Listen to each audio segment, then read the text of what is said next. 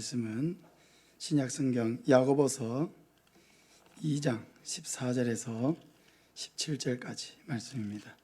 신약성경 373쪽입니다.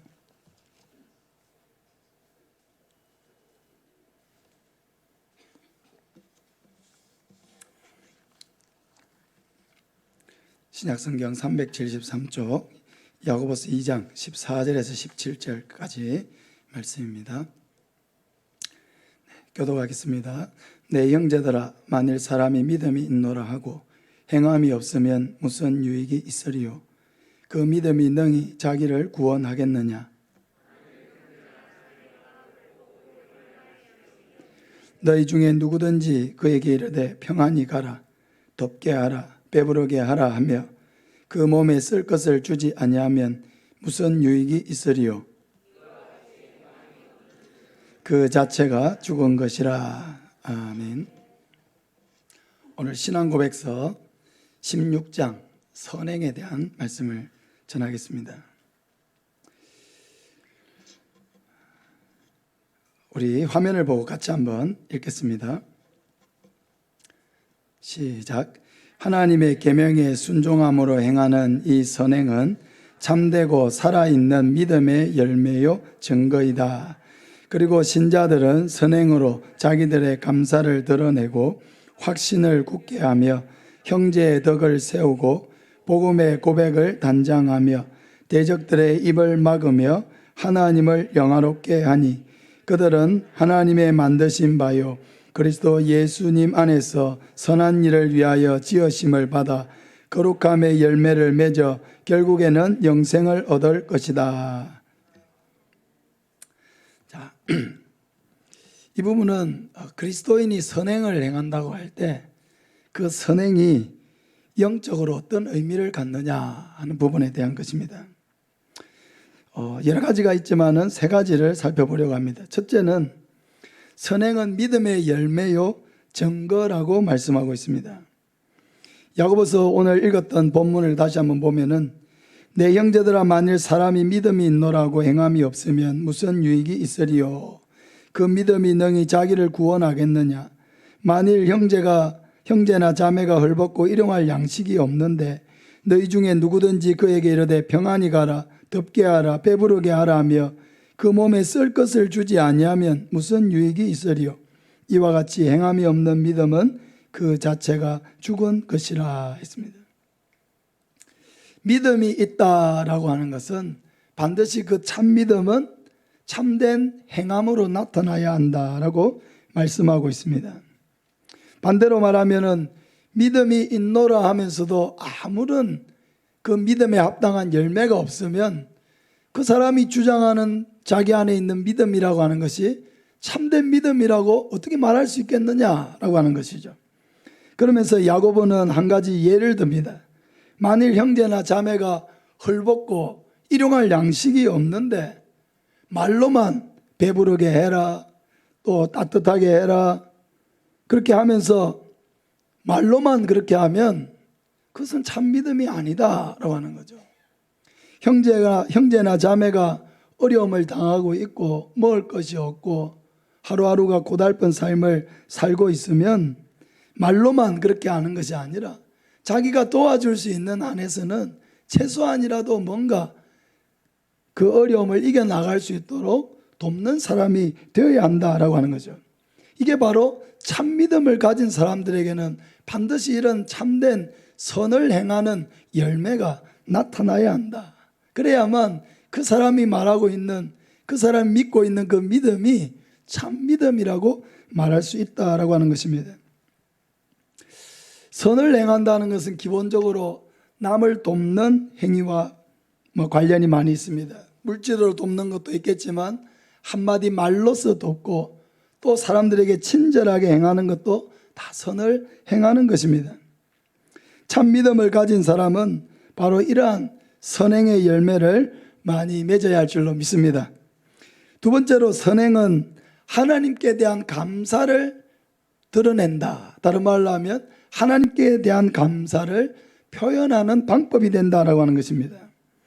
시편 116편 12절에 보면 우리 같이 한번 읽겠습니다.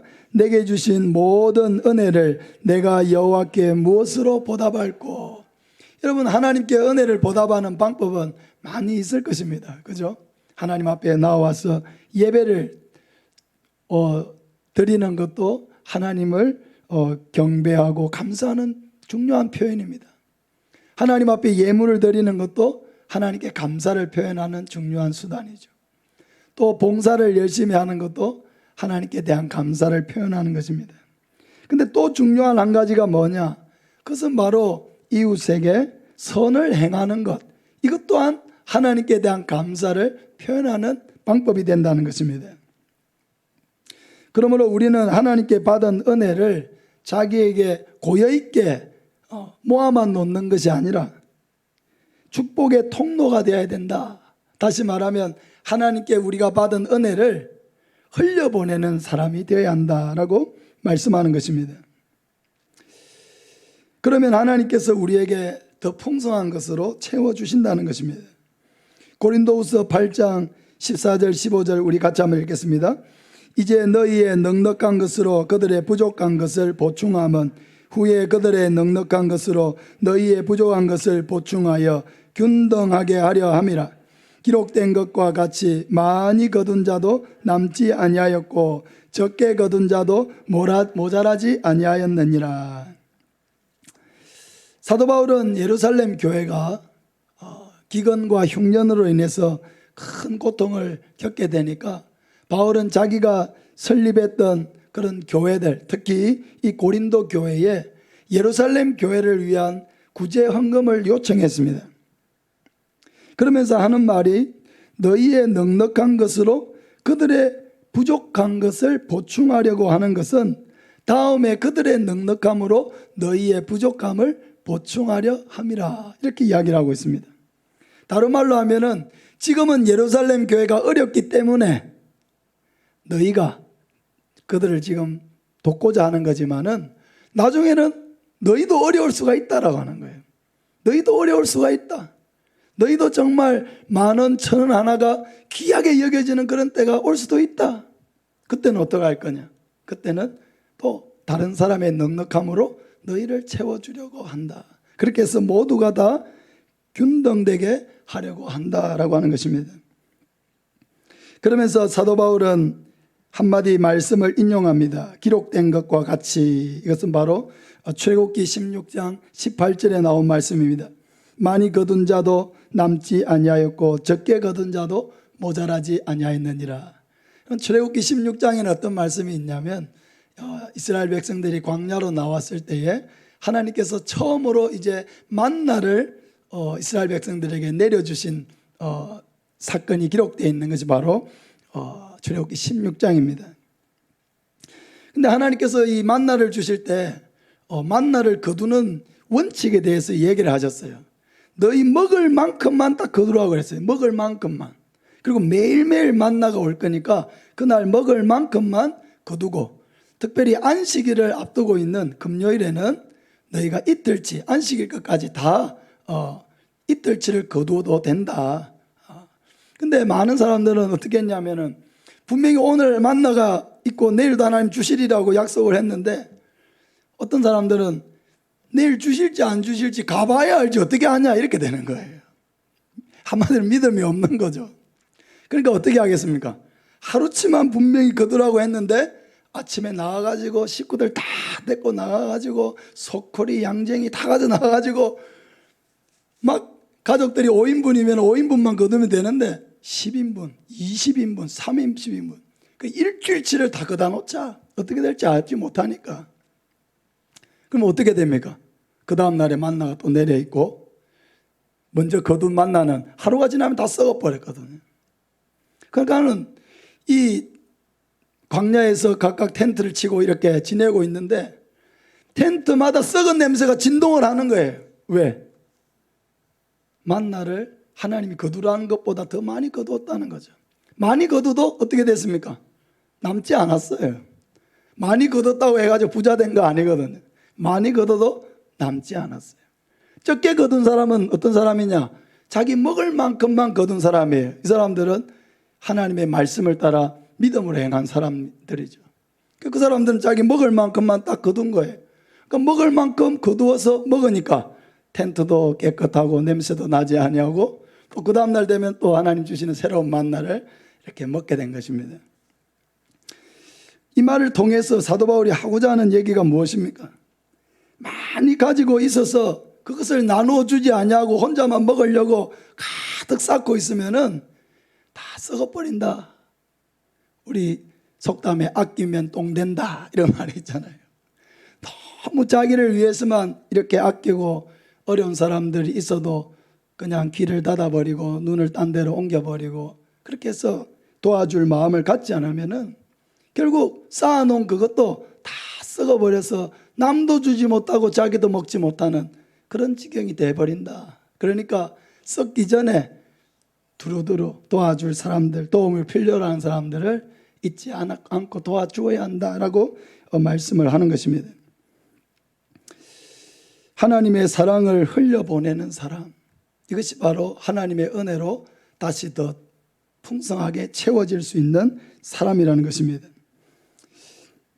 세 번째로 선행은 대적들의 입을 막는다라고 했습니다. 마태복음 5장 16절 우리 같이 한번 읽겠습니다. 이같이 너희 빛이 사람 앞에 비치게 하여 그들로 너희 착한 행실을 보고 하늘에 계신 너희 아버지께 영광을 돌리게 하라. 아멘.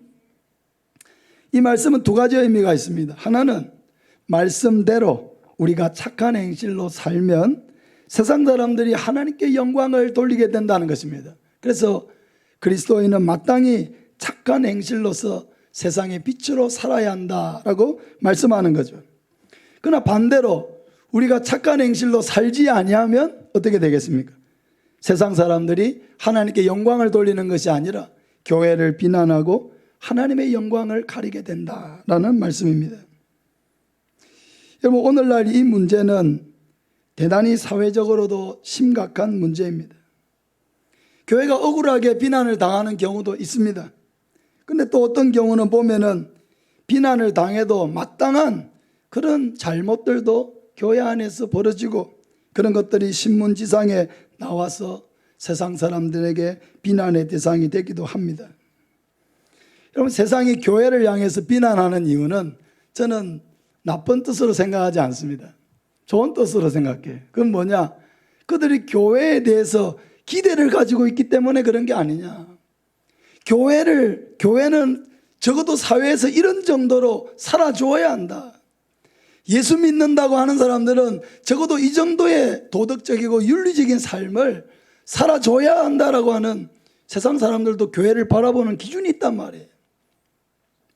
그러니까 세상 사람도 잘못하고 교회도 잘못하고 똑같은 잘못을 저질러도 교회에 대해서는 2배, 3배 비난하는 것은 교회에 대해서 그만큼 큰 그런 기대를 가지고 있기 때문에 그런 것입니다. 하지만 우리가 선한 행실로 살게 되면 우리를 비난하려고 하는 모든 불신자들의 입을 막는 행위가 된다는 것입니다. 우리 교회가 세상 가운데 복음의 빛을 비추어서 많은 사람들을 구원하고자 하면서도 교회가 동시에 욕을 먹을 일들을 한다면은 그 하나하나가 여러분 얼마나 복음에 큰 장애가 되겠습니까? 이번 주에도 누굴 만나서 이렇게 복음을 전하는 가운데 그런 이야기를 참 들었습니다.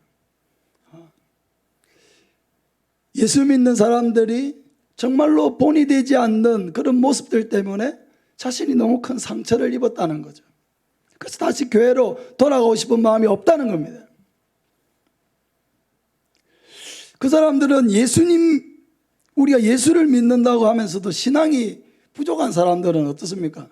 예수님께로 먼저 오기 전에 교회를 다니는 사람을 먼저 보게 되잖아요. 그런데 그 사람들 때문에 예수님을 믿을 수 없다, 교회를 갈 수 없다, 가고 싶지 않다 이렇게 이야기하면은 여러분 우리에게도 책임이 있는 것입니다. 물론 저는 복음을 전할 때 그런 사람들 때문에 예수님을 믿지 않고 영원한 천국을 포기할 수가 있겠습니까? 우리가 믿는 것은 예수님이지 사람이 아닙니다. 사람은 다 죄인이기 때문에 얼마든지 그런 우리가 원치 않는 일들을 행할 수 있습니다. 그런 사람들 때문에 영원한 생명을 포기하지는 마십시오. 물론 저는 이렇게 권면합니다. 전도할 때는요. 그러나 한편에서는 마음이 아프죠. 왜 교회가 정말 선을 행하고 그들에게 아름다운 모범을 보여주었다면 그들이 교회로 오고 예수님을 믿는데 마음에 장애가 없었을 텐데 왜 이렇게 예수님을 믿으려고 하는데 이 장애물을 누가 다 낳았습니까? 성도들이 다 낳았고 교회가 낳았다는 것입니다. 그 장애물들을 다 극복하고 예수님을 믿는 자녀가 되기까지는 여러분 여러 가지 장애물을 다 극복하고 오려고 하니까 마음이 된 거예요. 복음을 전할 때 그런 얘기를 들으면 참 마음이 너무 아픕니다. 계속 전도하고 있는 분 중에 한 분이 또 그런 분이 있는데 계속 그래도 권면하면서 하고 있지만은 쉽게 그 마음의 그 장애물이 잘 극복이 안 되는 것을 볼 때 너무 안타까움을 느끼게 되는 것입니다. 사랑하는 여러분, 우리가 세상 사람들에게 참 구원의 빛을 비추고 영원한 생명을 얻는 예수 그리스도께로 그들을 인도하기 위해서는 우리의 선한 행실로 그 길을 곧게 만들어야 되는 거죠. 울퉁불퉁한 길이라 하더라도 내 곁에 정말 아름다운 모습으로 살고 있는 그리스도인 가족이 있고 그리스도인 이웃이 있고 그리스도인 친구가 있다고 하면은 그 사람이 교회 오라는 말을 들었을 때에 내가 그 친구 때문에라도 나는 교회 가고 싶다.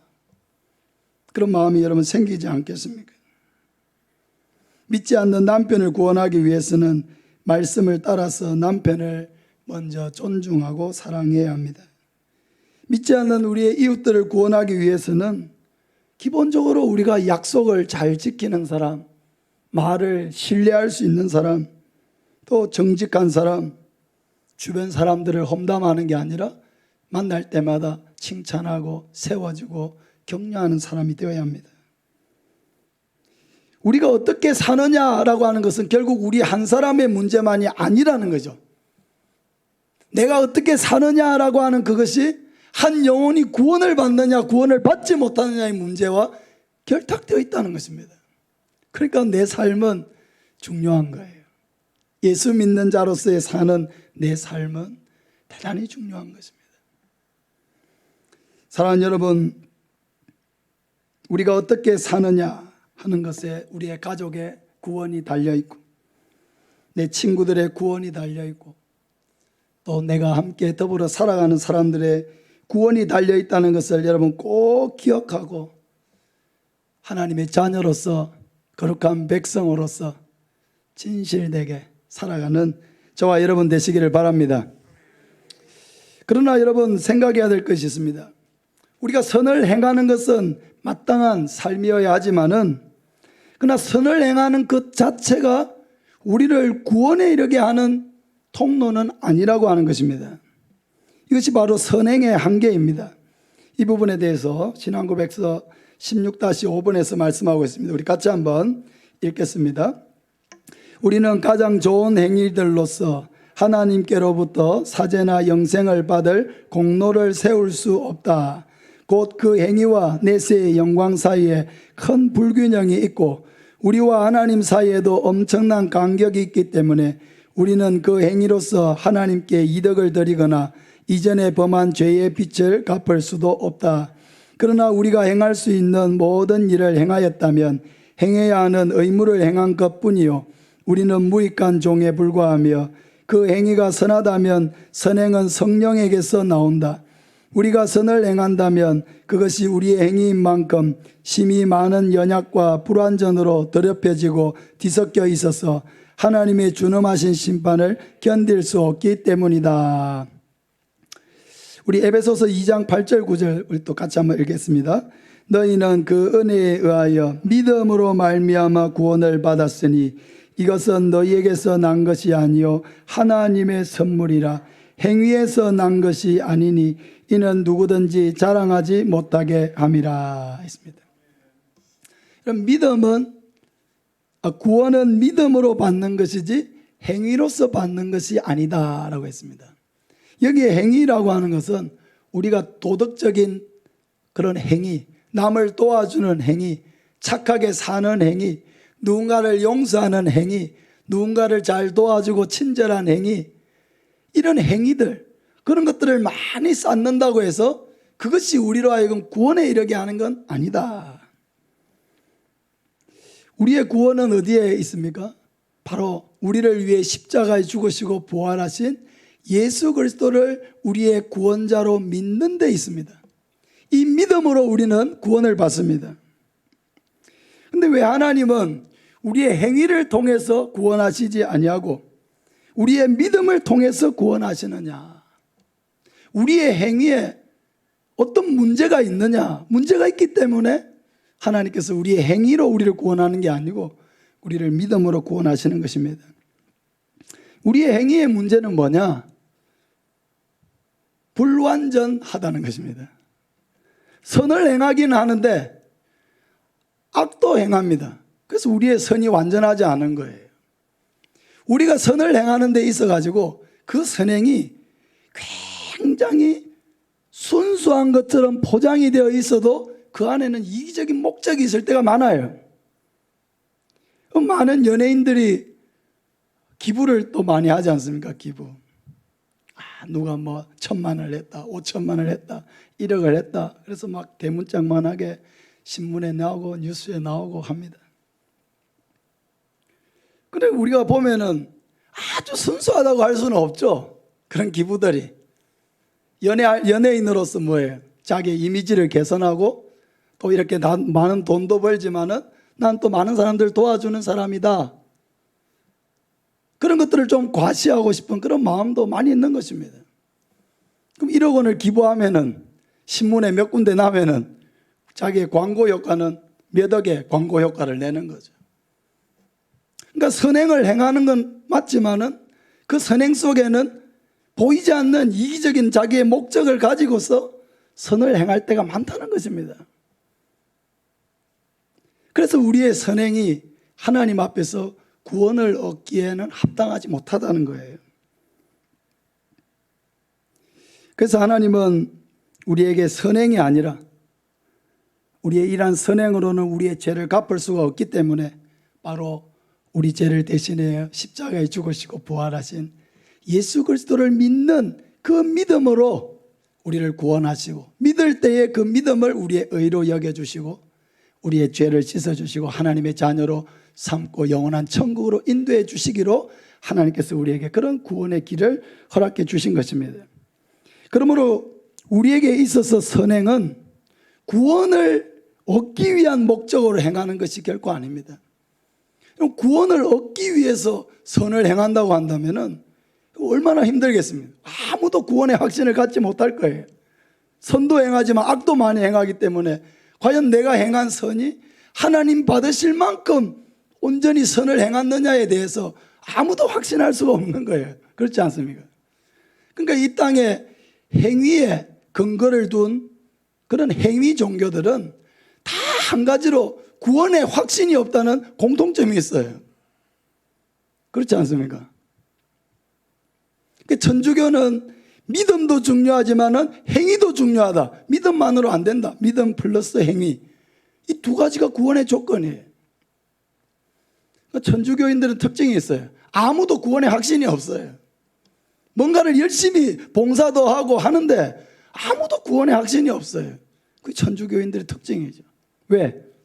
구원의 근거를 믿음에 두었으면 확신할 수 있을 텐데 행위에 두니까 얼만큼 해야 내가 하나님의 구원을 받을 수 있는지에 대한 확신이 아무도 없는 거예요. 가질 수가 없죠. 자기의 모습은 늘 죄악으로 가득 차 있는데 어떻게 구원의 확신을 가질 수가 있습니까? 가질 수가 없습니다. 선을 행하고 도덕을 행하고 자비를 행해야 열반에 이르고 다음 생애에 사람으로 태어날 수 있다. 그럼 얼만큼 해야 사람으로 태어납니까? 난 죽을 때 나는 돌을 많이 닦고 선도 많이 행하고 무소유로 살았고 그러니까 난 죽어도 다음 생에 사람으로 태어날 거야. 어느 누가 그런 확신을 하고 죽는 사람이 어디 있습니까? 없어요. 확신할 수 없어요. 다음 생에 태어나는 것도 없지만은 자기들이 믿는 교리대로 믿는다 할지라도 확신하는 사람 또 한 사람도 없는 거예요. 왜? 얼만큼 행해야 되냐는 거, 얼만큼. 돌아보면은 선도 행했지만 악도 많이 행하였기 때문에 어느 누구도 다음 생을 생각할 수가 없는 것입니다. 그게 솔직한 거죠. 양심적인 거고요.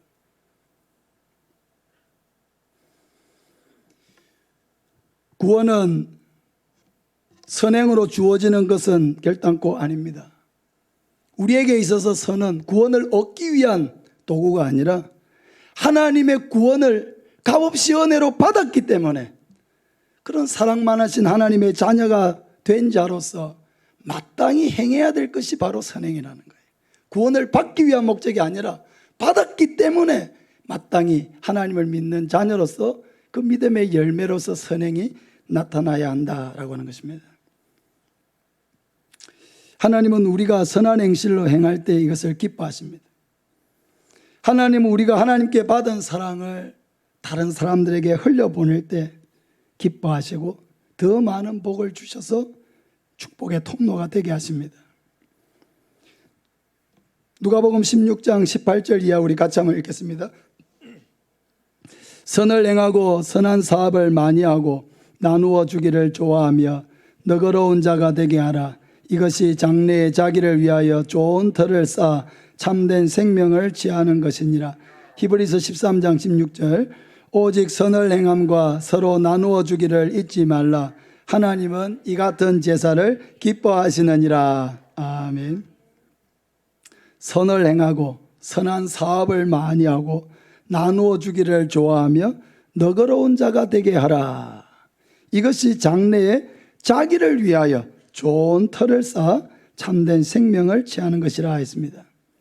오직 선을 행함과 서로 나누어 주기를 잊지 말라. 하나님은 이 같은 제사를 기뻐하시느니라 했습니다.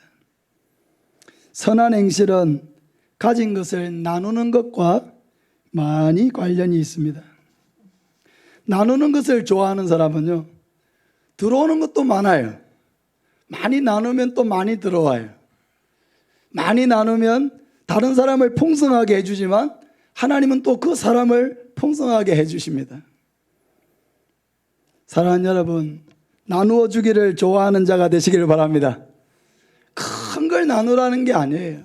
자기가 콩 한쪽도 반으로 나누어 먹는다는 말이 있듯이 자기가 나눌 수 있는 것은 작은 것이라도 그것을 서로에게 나누기를 좋아하고 작은 것이라도 하나님께 드리기를 좋아하고 그렇게 기뻐할 때에 하나님께서 영광을 받으시고 또 우리를 통하여 주변 사람을 풍성하게 하시고 또 그것으로 하나님이 우리를 풍성하게 하실 줄로 믿습니다. 이런 선행의 열매가 많은 우리 하이교회 성도들이 되시기를 예수님의 이름으로 축복합니다. 아멘. 우리 273장 찬송합시다.